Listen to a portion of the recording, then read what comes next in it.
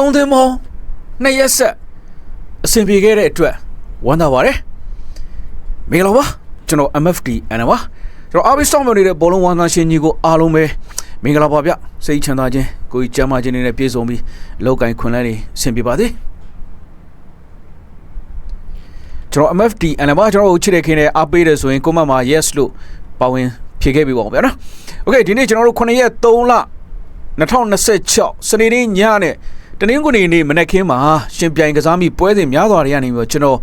အီတလီစီးရီးပွဲစဉ်28ထဲကအစောဆုံးပွဲ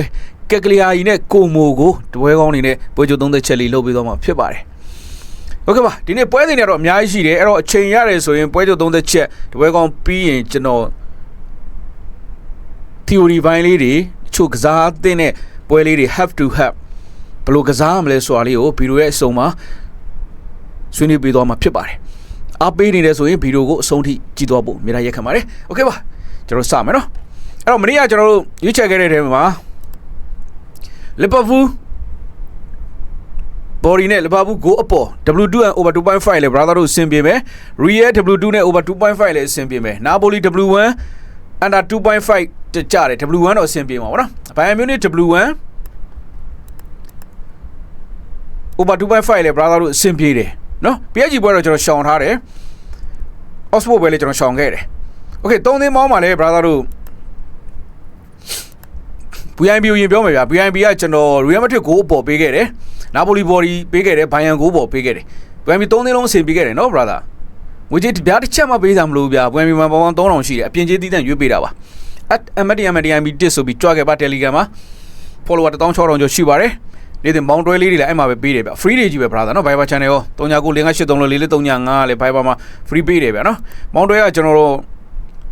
လီဗာပူးဘော်ဒီနာပိုလီဘော်ဒီနဲ့ Real Madrid ကိုပေါ်သုံးသမောင်းပေါက်တယ်နော် brother မောင်းတွဲရလည်းနှစ်ရက်ဆက်ပေါက်တယ်နော် okay ပါကျေးဇူးပါ Viber မှာကျွန်တော်ပြောပါတယ်နော်ဝေချင်းမရှိဘူးဆိုပေမဲ့လည်းကျွန်တော်ပြောတယ်လေ brother နော်ဒီနေ့နည်းနည်းလေးပိုချောနေရမလားစတော့ okay စမယ် brother နော် okay ပါ okay အဲ့တော့ပွဲစဉ်28ကိုကျွန်တော်စလိုက်အောင်ကက်ကလီယာကြီးနဲ့ကိုမိုစပြီ brother နော်မင်္ဂလာပါ okay အဲ့တော့စတီချေးမှာတစ်လုံး60နှလုံး50အရှုံး9ပေါင်းစီ formula ရဆိုရင် Z1 လောက်ရှိတယ်တစ်ဖက်သင်း9ရရင်11တစ်ပေါက်ကြောက်ရတယ်ဈေးတန်းရတော့ကိုအောက်နိုင်တယ်မနေ့ကနာပိုလီကဈေးတန်းအတိုင်းလေးဆင်းတယ်နာပိုလီ9ပေါ်တယ်ဆိုတာဘာကြောင့်လဲကျွန်တော်ပြောဖို့တစ်ချက်မေးတာနှစ်သင်းတွေ့ဆုံမှု4ချိန်ဆက် under 2.5 ဖြစ်ထားတယ် theory ရ over ကိုပေးသွားတာအဲ့ဒီချက်ကျွန်တော်မေ့သွားတယ်နော်ပြီးကနေမှပေးသွားတာ 2C ပေးရမှာ 2-1 လောက်သွားတာနောက်ဆုံး4ချိန်ဆက် under 2.5 ဖြစ်ထားလို့သုံးလုံးပြည့်သွားတာ brother ရဲ့နော်အဲ့ဒါလေးမှတ်ထားပါအဲ့ဒီချက်လေးကျွန်တော်ဖြည့်ဆွတ်ပြောဖို့ကြံခဲ့တာပေါ့နော် okay အဲ့တော့ညနေကြည့်အောင်တစ်လုံး20စားနဲ့နှလုံး60ရှုံးဒါကျွန်တော်ပြောတဲ့ formula တစ်လုံး20စားနှလုံး60ရှုံးဆိုရင် 2C မျိုးရှိတယ်ထက်ကြီးဘော်တွေကိုအော့နည်းနည်းနာပိုလီကိုပဲတွဲကစားမှလှမယ်ဈေးတန်းမျိုး okay တခြားချက်လေးလေ့လာကြည့်အောင်နော်နောက်ဆုံးပေးခဲ့တဲ့ဈေးကကိုမူကွင်းမှာတစ်တရီပေးခဲ့တာ brother ခဏလေးကိုမူကွင်းမှာတစ်တရီပေးခဲ့လို့ကျွန်တော်တို့အိမ်ကွင်းမှာတစ်တရီပေးရင်အဝေးကွင်းရဆိုရင်ကျွန်တော်တို့ level 100ရှုံးတော့ပေးရမှာပေါ့ခုပေးလာတာတစ်လုံးတရီလောက်ပြန်ပေးလာတယ်ဆိုတော့ဒါနည်းနည်းလေးတော့ပြင်းတာပေါ့တစ်လုံး90ပေးလေပြန်90လောက်ဟနေတယ်ပြန်90လောက်ဟတယ်ဆိုရင်ဈေးတန်းရဆိုရင်တစ်လုံးသားလောက်ပေးမယ်လို့တွေးလို့ရတာပေါ့ဒါဈေးတန်းရပါတော့ okay ခုပေးလာတစ်လုံး90ဆိုတော့နည်းနည်းလေးဟတယ်ကက်လီယာကြီးကွင်းမှာကကျွန်တော်ဈေးကွက်ကိုကျွန်တော်အရင်တစ်ခါရှင်းပေးလိုက်မယ်ကက်ကလီယာကြီးရဲ့အိမ်ကွင်းနောက်ဆုံးပွဲအသင်းကိုယူမယ်အဲ့ဒီအသင်းရဲ့အခုအဝေးကွင်းကိုမိုကန်မဲ့အသင်းကိုကြီးကိုကျွန်တော်တို့ကပြန်ယူတာနားလဲတာမသိဘူးနော်ဒီရက်ပိုင်း၄ရက်လောက်ရှိပြီကျွန်တော်အဲ့ပုံစံမျိုးရွေးချယ်ပေးတာကျွန်တော်ရွေးချယ်တဲ့အခါမှာတနေ့မရိုးအောင်ပုံစံအသစ်တွေအများအားကျွန်တော် share လုပ်ပေးတယ် brother တို့ကလုပ်တွေကိုစီနဲ့ဗျာတချို့ကြတော့ကျွန်တော်ကိုပိုင်လုပ်တွေနဲ့တချို့ရှိတယ်ဝါသနာရှင်ညီကိုတွေအတွက်ခက်ခဲမှဆိုလို့ကျွန်တော်ကတွေးတဲ့လုပ်တတ်အောင်လို့မျှပေးတဲ့သဘောပဲဗျ MFD အန်လန်မှာနော် brother နော်လီရှီယာမဟုတ်နော် brother နော်ပြောပြတာအဲ့တော့ခုကျွန်တော်တို့အိမ်ဝင်းဟိုအရင်တွက်ကြည့်လိုက်မယ်ကက်ကလီယာကြီးကွင်းမှာနောက်ဆုံးမှာလာဇီယိုတွေ့လာဇီယိုက -50 ပေးခဲ့တယ်ကက်ကလီယာရဲ့အိမ်ဝင်းတော့ဟောမနော် okay ဒါဆိုရင်ကျွန်တော်တို့လာဇီယိုနဲ့ကိုမိုပြန်သွားကြည့်အောင်လာဇီယိုကွင်းမှာကိုမိုကအဝေးကွင်းတော့ -50 ပေးခဲ့တာ အိမ်ခွင်းကနေပြန်ပေးမယ်ဆိုရင်မိုင်းနဲ့90မိုင်းနဲ့100တလုံး90လောက်ပေးလို့ရတယ်ကိုမိုကလာစီယိုကိုတလုံး90ထိတောင်ပေးလို့ရတယ်ကိုမိုကနော် brother short ထွက်လို့မရတလုံး90ပေးလို့ရအဲ့ဆိုရင်ကျွန်တော်တို့ကက်ကလီယာရင်းနဲ့ကိုမိုနဲ့ကလာစီယိုကမိုင်းနဲ့ကက်ကလီယာရနဲ့လာစီယိုမိုင်းနဲ့90ဟာတယ်လာစီယိုကပြင်းတယ်ကိုမိုကကက်ကလီယာကို 1+50 ဖြစ်တဲ့အတွက်ထပ်ပေါတက်တည်ဈေးတန်းဖြစ်ရမယ်အနည်းဆုံးကကိုမွားနေအဝေးခွင့်ရပြင်မဲ့တက်တည်အနည်းဆုံးဖြစ်ရမယ် brother ဟုတ်ပြီနော်နားလေလာတော့မသိဘူးနော်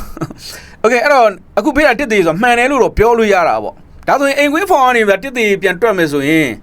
အဝေးခွင့်ရနေဆိုကျွန်တော်မိုင်းနဲ့100လောက်ထိပေးလို့ရတယ်ခုတက်တည်ခုတလုံး20ဆိုတာနည်းနည်းလေးပြင်းနေဗျဈေးတန်းရအဲ့လိုပဲကျွန်တော်တွက်ရမှာ okay ဒါဆိုကျွန်တော်ကိုမိုရဲ့အဝေးခွင့်ဖောင်ကြည့်ကြည့်အောင်နောက်ဆုံးပဲမှာဂျူပီတက်ကနေကိုမိုကိုအိမ်ခွင်းကနေမိုင်းနဲ့90ပေးခဲ့တယ်ဂျူပီတက်ခွင်းမှာကိုမိုမိုင်းနဲ့90ပေးခဲ့တယ်โอเคဂျူပီတက်ကနေပြီးတော့ကက်ကလီယာယူအဝေးခွင်းမှာတက်တည်ဈေးတန်းပေးခဲ့တဲ့အတွက်အိမ်ခွင်းကနေပြီးတော့ပြန်တွက်မယ်ဆိုရင်တလုံး90ကျော်တလုံး100ရှုံးတော့ပေးရမှာဂျူပီတက်ကအိမ်ခွင်းမှာကက်ကလီယာယူတလုံး100ရှုံးပေးရမယ်ဒါဆိုရင်ကျွန်တော်တို့ဂျူပီတက်နဲ့ကိုမိုမှာဂျူပီတက်ကမိုင်းနဲ့90တာတာမလို့တလုံး100ပြန်နှုတ်ရင်ကိုမိုကအနည်းဆုံးအိမ်ခွင်းကနေပေးမယ်ဆိုရင်တလုံး90ရှုံးလောက်ထိပေးလို့ရတယ်ကက်ကလီယာယူအခုနောက်ဆုံးဝေးဝင်းဖောင်နဲ့တွက်ပေးရနော် brother နားလည်တာမသိဘူးနော်တကယ်လို့နားမလည်ဘူးဆိုရင်ကျွန်တော်ဒီစာလေးရေးပြီးတော့ကျွန်တော်အသုံးသက်ချက်အသေးစိတ်ကိုအမတ်ဒီတစ်ဆိုပြီးတော့ Telegram ကိုကြွခဲ့ပါအသေးသေးလေးရေးထားပေးပါမယ်ဒါမှမဟုတ်ဗီဒီယို2ခေါက်လောက်တော့နားထောင်လိုက်ပေါ့ brother နော်မားတာရှိရင်လည်း comment ပေးကြလို့ရတယ်အကြံပြုပေးလို့ရတယ်ဆွေးနွေးပေးလို့ရတယ်နော်ချစ်ကောနော် okay အဲ့တော့ပြန်ပြီးတော့ပြောမယ်ဂျူမီနက်ကကိုမိုအဝေးခွင်းမှာမိုင်းနဲ့90ပေးခဲ့တယ်ဂျူမီနက်ကအိမ်ခွင်းမှာကက်ကလီယာယူကိုတလုံး100လောက်အရှုံးထိပေးလို့ရတယ်အဝေးခွင်းတစ်သိရင်မလို့ okay ဒါဆိုရင်ဂျူမီနက်နဲ့ကိုမိုဂျားထဲမှာ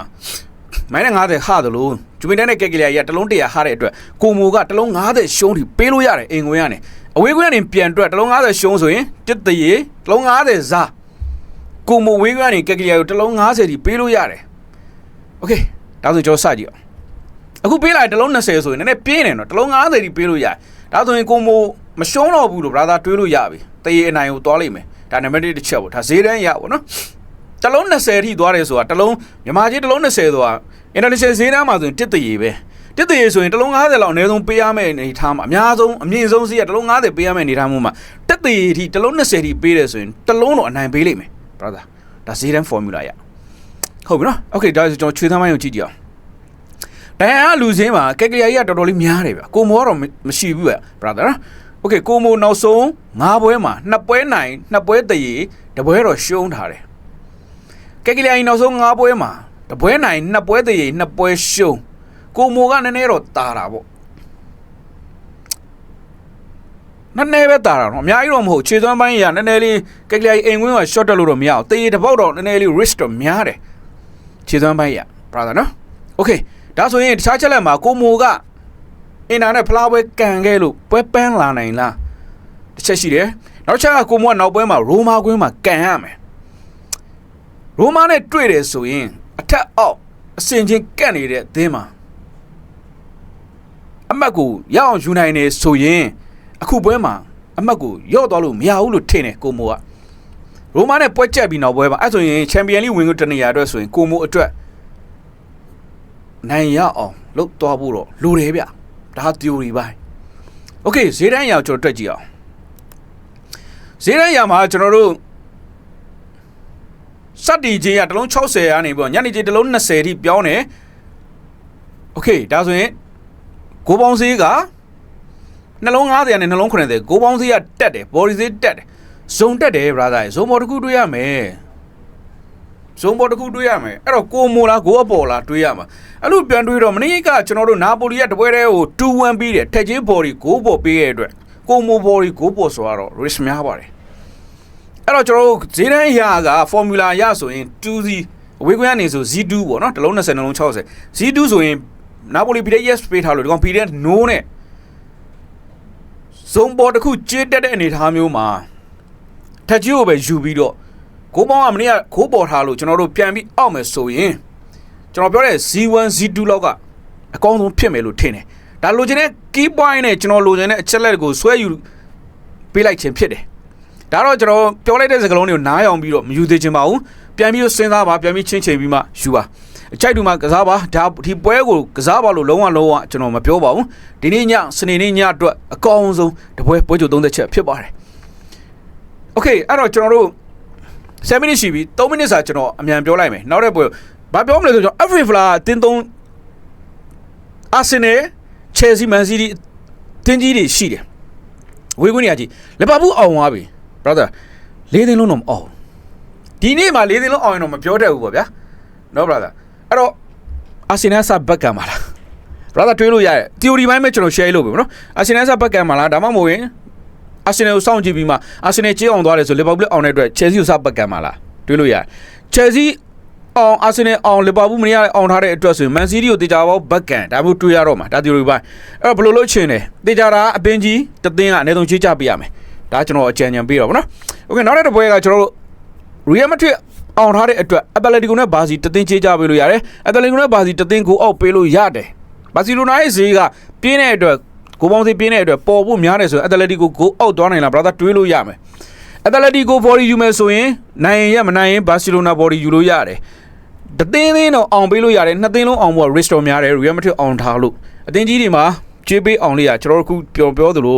Premier League မှာလည်းအသင်းကြီးတွေအဲ့လိုတွက်တယ်ကိုကဖလားပွဲ Premier League အသင်းတွေကဖလားပွဲဆိုရင်လည်းအသင်းကြီးတွေနဲ့တွက်လို့ရတယ်အဲ့လိုပဲ Spain La Liga မှာလည်းအဲ့လိုတွက်ပါဒါကျွန်တော်မျှဝေပေးရနော် brother မပြတ်မသားဘူးလို့ပြောတာတွေမဟုတ်နဲ့တွေးတဲ့လေးလာအောင်လို့ကျွန်တော်တို့ရဲ့ဥစ္စာတွေးတဲ့မှအဆင်ပြေတာကိုမတွေးဘဲနဲ့ရှောက်လို့ရင် brother လုံးဝအဆင်မပြေဘူးအဲ့ဒါတော့ brother လည်းကြုံဘူးလိမ့်မယ်ကိုတွေးတော့အောင်ပဲမျှဝေပေးခြင်းဖြစ်တယ်ဟုတ်တော့ brother okay နောက်တစ်ပွဲကကျွန်တော် liveနဲ့ live ကြည့်ရတော့တလုံးနည်းနည်းရှုံးဆိုတော့အဲ့တော့နိုင်မယ်ချစ်အောင်မကြည့်အောင်ပါ live နဲ့ drop မလဲအဲ့လိုသွားလို့ရတယ်ဒီနေ့ညစနေညမှာနော် brother live နဲ့ drop မလဲ live နိုင်ရဲ့မနိုင်ရဲ့ drop မဆက်သွားဟုတ်ပြီနော် okay နောက်တစ်ပွဲကကျွန်တော်ကပုံအမမြင်အောင်ဖြစ်နေဗျာ okay နောက်တစ်ပွဲကကျွန်တော်ပြင်သစ်လီဂူထဲမှာဆိုရင်အော်ဈေးနဲ့ Strasbourg နဲ့တူးလောနဲ့မာဆေးတပွဲကိုပေါ်ရိုက်လို့ရတယ်ချိန်မတူတဲ့ပွဲမှာစောပဲကိုပေါ်ရိုက်နိုင်ရဲ့မနိုင်ရင်မာဆေးကိုပေါ်ဟုတ်ပြီနော် brother ဒါမျှဝေပေးခြင်းဖြစ်တယ်တွေ့ကြုံ share လုပ်ပေးခြင်းဖြစ်တယ်အဲ့တော့ကျွန်တော်ရဲ့ရွေးချယ်မှုပြတ်သားလိုချင်တယ်ဆိုရင် SMDMDIMT ဆိုပြီး Telegram ကြွားခဲ့ပါမောင်းတွဲတွေလည်း free တပွဲကောင်းတွေလည်း free 30ချက်တွေမနေ့က30ချက်တွေ